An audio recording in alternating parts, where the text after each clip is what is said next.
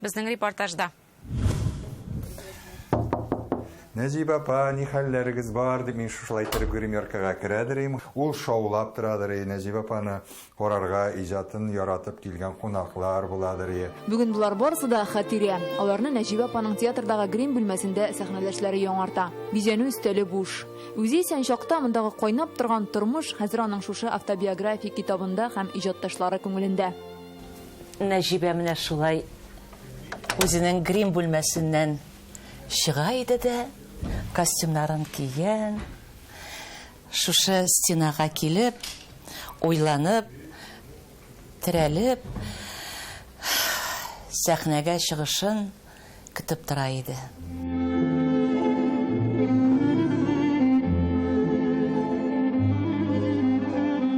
Менә шушы киемне күргәч, менә Нәҗип апа йөгереп биргән шикелле тоела. Гел искә төшә. Чөнки ул бик күп уйналды. Ул 25 ел инде, 26 ел сәхнәдә менә бу спектакль.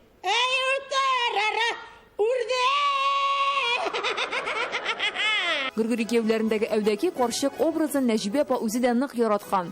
60 ел буена сәхнәдә 100дән артык роль уйналган. Ул тудырган образлар асылда төрле дәвердәге төрле характерлы татар хатын-кызлары.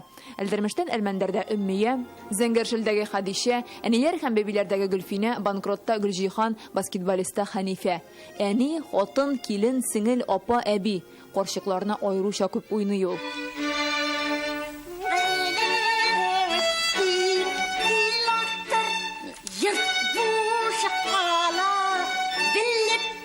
Татар хатын-кызларының характерларын тудыру остасы. Һәм анда нинди генә хылык булмады.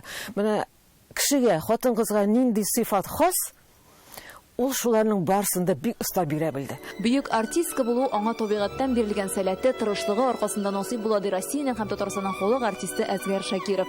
Алар Нәҗип апа белән икесе бер авылдан, сыйныфташлар. Мәктәпне тәмамлап Казанга юл тоталар да Мәскәүнең Щепкин исемендәге театр училищесына барып керәләр. 6 яш үздә инде без, нидә авылда чыгышлар ясый идек. Шигырьләр укый идек, җырлый идек, аннан вакыт спектакльләрдә катнашып бирдек. Худай Тәгалә безне шулай сәнгатькә әзерләгән булган. 20-50 авылдан 2 кеше академик театрында 60 ел эшли. Бу нәрсә дигән сүз? Әлбәттә табигатьнең, чын табигатьнең биргәнлегеннән килә. Аннан соң бәхет дигән әйбер дә була кешедә. Бәхет менә безнең шул 10 классны бетергән вакытта Мәскәүгә театр училищесенә балалар җыйдылар. Нәҗип апаның бәхете аның бөек драматург, җәмәгать эшлеклесе Туфан Миңнуллин белән тормыш коруда диючеләр бар. Нәҗип апа гомере буе Туфан аганың канатасында яшәде. Һәм Туфан ага бүтән тормышның авырлыкларын, мәшәкатьләрен үз өстенә алды. Ул Нәҗип апа бер кайчы да базарга да йөрми иде, ул кибеткә дә нигездә Туфан ага йөри иде. Бүтән тормыш мәшәкатьләрен ул үз өстенә алган иде. Һәм моның белән нәрсә әйтергә теләде? Ул Нәҗип апага тулысынча иҗат белән, сәхнә белән шөгыльләнергә мөмкинлек бирде. Туфан тырыш булды, молодец булды, ул үрнәк булды миңа. 12 балагыз бара. Нәселебез шундый инде безнең.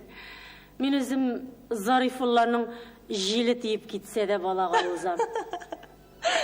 Туфан язганны Нәҗибә уйный. Нәҗибә Ихсанова үзе турында үзе китап яза. Монда рольләре дә, тормышка мөнәсәбәте дә, татар милли театры турындагы фикерләре дә бар. Китап укыйдыр иде, музыка тыңлыйдыр иде.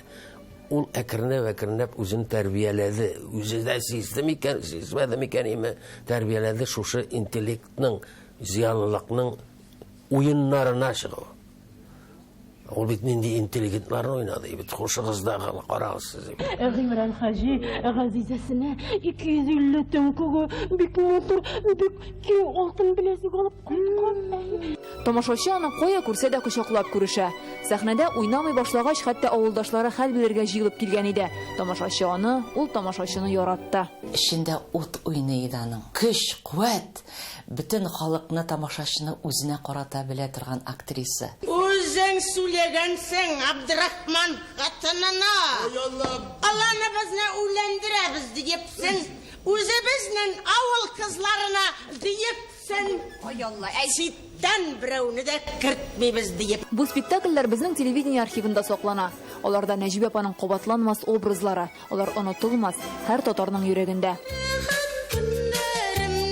Исемә төшерәсең, ай Алла, үтә Фәрүзә Мәчитова, Гадел Мендубаев, Яңа Гасыр каналы.